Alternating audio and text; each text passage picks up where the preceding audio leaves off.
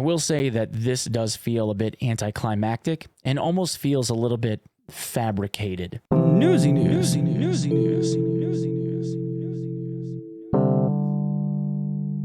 Good morning, good afternoon, good evening, you beautiful YouTube Tarkovians. My name is Onepeg, and this is another Escape from Tarkov video. This time, we are talking about things related to the end of the Tarkov extortion event, I guess you could call it. For those of you wondering, yeah, I got some new tech. That's why I sound slightly different. I'm still trying to dial in this nice new fancy mixer that I got to replace the old beat-up one. In this case, it's a Allen & Heath QU16, which is a far cry better than the PreSonus Studio Live 16 that I just replaced because the board fried. Props to my dad. He just happened to have an old board laying around that he didn't want anymore. So lucky me, I guess. In other news, today happens to be my birthday. And thank you to all of you that decided to stop by the stream to wish me a happy birthday as well. Really, guys, I appreciate it. Before we get into the latest developments in the story, I think it's important for us to go over everything that has happened up until this point. At the start of our story is a guy named Rizhi, who's writing a letter to a guy named Chepushila. Well, he refers to him as Chepushila. Rizhi in Russian means redhead or ginger. In the case of Chepushila, that stands for moron or idiot in Russian. Rizhi informs his friend that he saw raiders storming the factory looking for Tagilla. Except Tagilla wasn't there. Rizhi knows something that the raiders don't, that Tagilla left and ran off to the Interchange Mall to spend the weekend with Killa, while the raiders ended up looking for him. Rizhi then devises a plan. He knows where Tagilla went, and his plan is to inform the raiders to sell the information to the raiders as far as where Tagilla went. Unfortunately, Rizhi's plan doesn't go according to plan, and he finds himself captured by the raiders rather than selling them the information. He finally is able to break free of his bindings, and in the following letter, he's able to find himself over on Lighthouse after escaping from the factory and the raiders running around inside of it. Once he reaches Lighthouse, he attempts to locate Lightkeeper, the trader that is located on Lighthouse, according to him. Unfortunately, he's unable to locate him. In the midst of looking for him, we also have this video teaser that BSG ended up leaking to us on Twitter and other associated social media platforms, where we see a Morse code message being mapped out for us with the light of the lighthouse. Upon deciphering that, it ended up reading out, "Red Scav, hi, friend or foe," meaning that Lightkeeper knew that Rizhi was there and was wondering whether or not he was friendly. Apparently, Lightkeeper recognizes Rizhi as someone of some matter of importance. Unfortunately, in Rizhi's final letter from what we believe to be in the lighthouse location, when Rizhi ends up writing to Chepushila, he states that Lightkeeper is missing, that the person that is responsible for doing all of these trades inside of Lighthouse is not there, and he's known for dealing in high-tech pieces and parts to all of the people that want them inside of Tarkov. This revelation, however, comes with a consequence, because Rizhi talks about how now that he's missing, there is a void that needs to be filled, and he wonders whether or not there are going to be people that come along trying to fill that gap, fill that need. And that's what we see happen. In-game, the traders end up taking up the ability to collect bartered items, tech items, in exchange for really high-end armor and weaponry. Unfortunately, when Lightkeeper comes back, he learns about what has been going on with the denizens of Tarkov and infringing upon his trade, and he is not at all happy about it. And in the midst of this, forces all of the other traders inside of Tarkov to go into hiding. When Lightkeeper returns to the area and we realize that he's unhappy, forces all of the traders to leave, we also end up noticing that the scav case makes a change in its behavior. Instead of accepting things like moonshine and intelligence folders, we find out that they only want money, anywhere between 25,000 and 10 million rubles. Unfortunately, when people start feeding this scav case those rubles, instead of getting a message about how the scavs are going to return with X amount of items, or the scavs returned with any items whatsoever, instead they get a pop-up notification that says, "The scavs took your money." As confusing as that was at first, it took a little while for us to finally get an update that led us to a website, www.escapefromtarkov.com/cash, where we ended up seeing this tally, an amount of money that was being fed to this website. And we didn't know what this meant. It was literally just a counter that looked as though BSG was stealing the money from us from the scav case as a troll. Except it wasn't just that. Instead, it was Lightkeeper extorting us for 1.5 trillion rubles because he was pissed off that we were exchanging tech equipment for barter with these traders for high-end items. That was his gig, and the traders were infringing upon it. And if we wanted those traders to come back out of hiding, we had to pay him. Now, the only two ways that we were made aware of that the number could be increased by was either by feeding money directly into scav cases for people that owned them, and for the people that didn't, you would go onto a map and leave however many items you figured you could on marked circles. And of course, there were those among us that decided they weren't giving a red cent, Dr. Lupo being one of them, as well as there were people that were incredibly giving and liquidated their entire stash. Pestily, Trey24K, and I even ended up asking the question just as an open-ended curiosity on Twitter, where somebody responded that they gave 500 million rubles worth of stash value. Periodically, we saw the ability to unlock things like the flea market and then eventually Peacekeeper. Periodically, we were given clues along the way. At 600 billion, for instance, we were able to unlock the flea market. At 900 billion, we were able to unlock Therapist, and at 1,250 billion, we were able to unlock Prapper, ultimately leading to the 1.5 trillion mark, where we finally got everyone else back. Finally, we were given the final letter at 1.5 trillion, and I'm sure all of you are curious as to what comes next. Well, the final letter ended up looking like this. This penned on UN letterhead, titled from Tadeusz Pilsudski, otherwise known as Peacekeeper, to Kiselev, who I'm currently unsure of as to who they are. But Peacekeeper writes that the ransom was finally collected. You can tell everyone they can start working again. This is when we got the traders back. Lightkeeper is a dangerous man. It's best not to get in his way. See you later. And then finally, in another set of pen, this is written, he is not happy. And you can tell that this is very, very different from the other pen in this letter because simply of the way that the Y is written, as well as the T's on the page are a completely different pen. It is a different set of handwriting.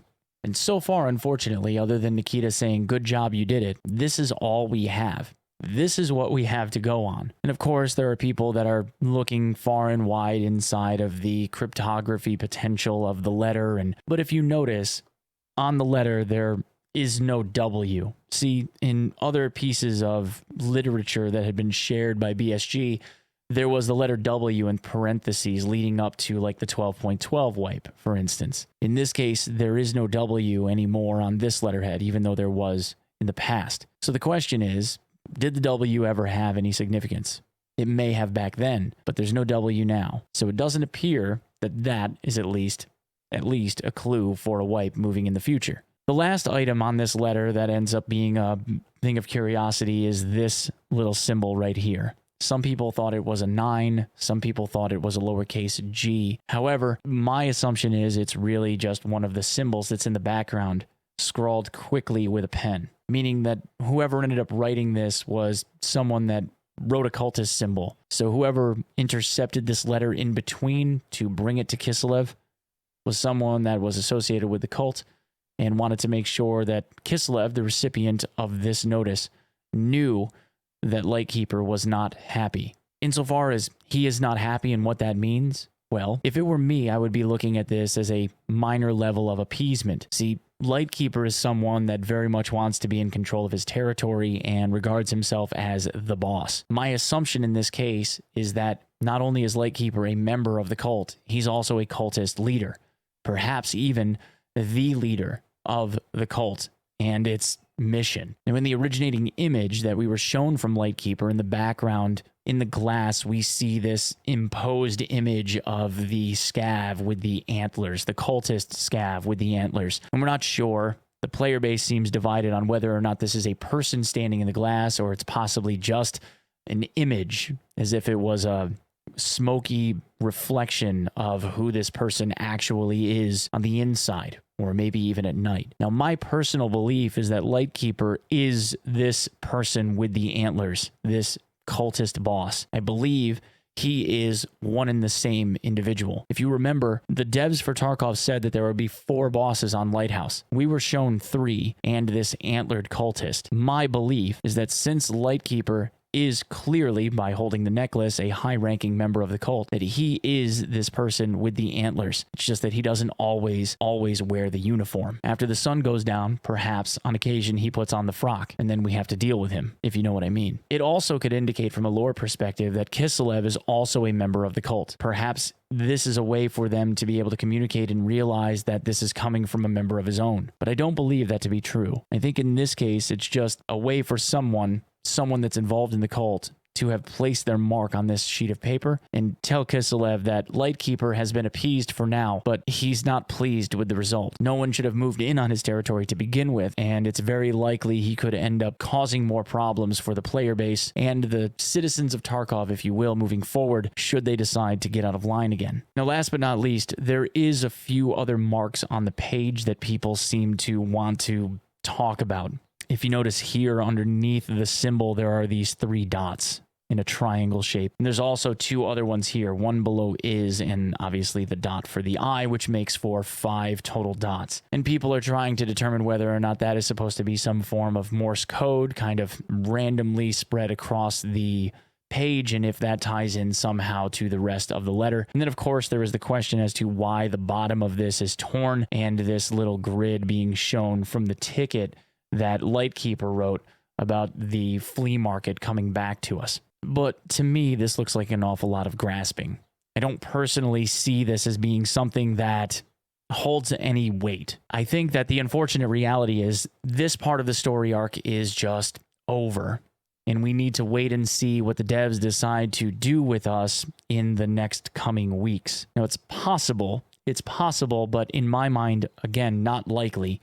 And I have been saying this since January and February of this year. I don't believe it's likely that we will see any type of patch or wipe in the next week or 2. As much as I would like to see one, I don't think the devs are ready. Instead, I think that they are planning on taking this story arc a couple of steps additionally further. We still need to find out what goes on with Rigi, what is happening with him now that he has been lugging bags of cash for this guy, and where his story arc leads us moving forward. Because remember, he had been talking about potentially taking some of that money for himself. Remember, there's the chance, a real good chance, of negative repercussions for our beloved author, should he decide to follow through on that theft. I will say that this does feel a bit anticlimactic, and almost feels a little bit fabricated. See, Nikita ended up saying at the beginning that this was something that was going to last about 5 days before he clued us into all of this story arc stuff, and it ended up taking a little bit more than 6.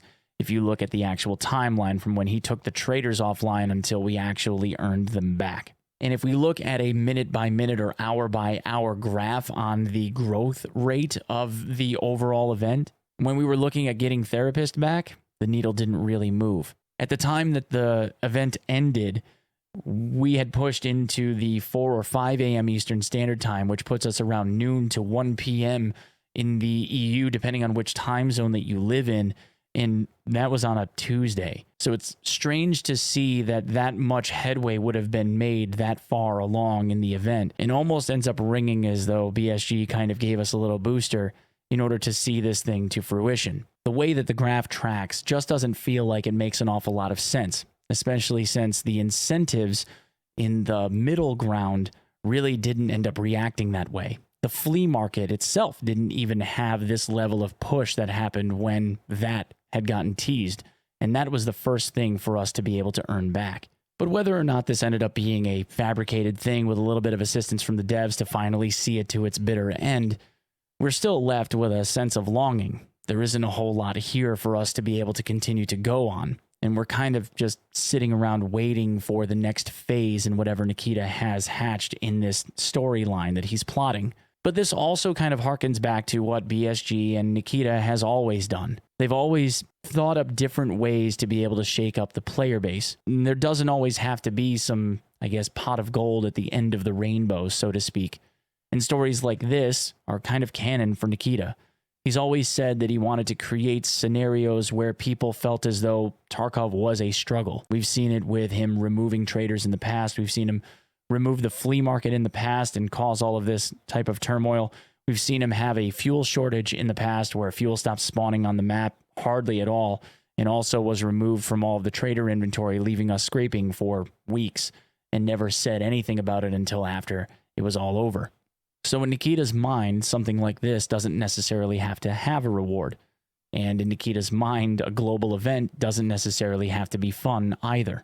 Remember, his most famous quote, I think, from any interview that he's ever done is, Tarkov is not fun.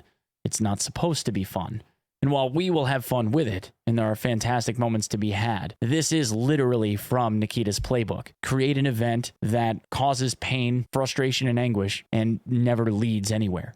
It just happened. And that's the way he's always kind of been. I'm more than certain that this story isn't over. They are going to continue the lore to fruition. My guess is leading up to the Lighthouse expansion and a wipe, where eventually Lightkeeper will allow us to come and talk to him. I just don't know when that will be. I don't believe it's going to be tomorrow, and I don't believe it's going to be next week.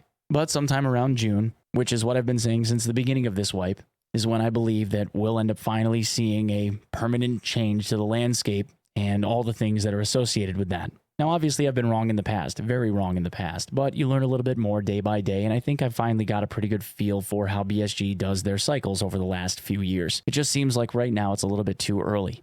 If they wipe now, they'd likely have to wipe again sometime in late October or November if we're talking on a 6-month track. If they go over 6 months, it's been shown repeatedly how painful that is for the player base, and if you think the game is dead now in terms of a player base count, just wait until you see month 7.5. It gets real rough, which means if they were to time it out now, we'd have to see another early wipe for the game to release in 1.0. It wouldn't make sense to only release the game for 2 months on another beta test run, if only then to re-wipe it again when Streets was released. And if they're talking a wipe for Streets release, which is supposed to be 1.0, which they would have to do, then an intermediate wipe somewhere between now and whenever that happens is going to make the most sense. The best middle ground, the best timing for this is going to end up being somewhere around June if they're going to try and make it a nice, comfortable transition for everyone. And I hate to be the person to try to act logically, because normally I like being a meme lord, but this is the thing that makes the most sense to all of us, I believe. Anyway, guys, I just want to say thanks so much for all of the time that you've been spending with me over the years. It's been an awesome birthday so far. I really, really appreciate all of your eyeballs. Thank you for being here. Hopefully this was helpful and educational for everyone, and I will see you in the next one, and I'll see you live on Twitch. Please follow me on my socials at OnePegMG on Twitter, and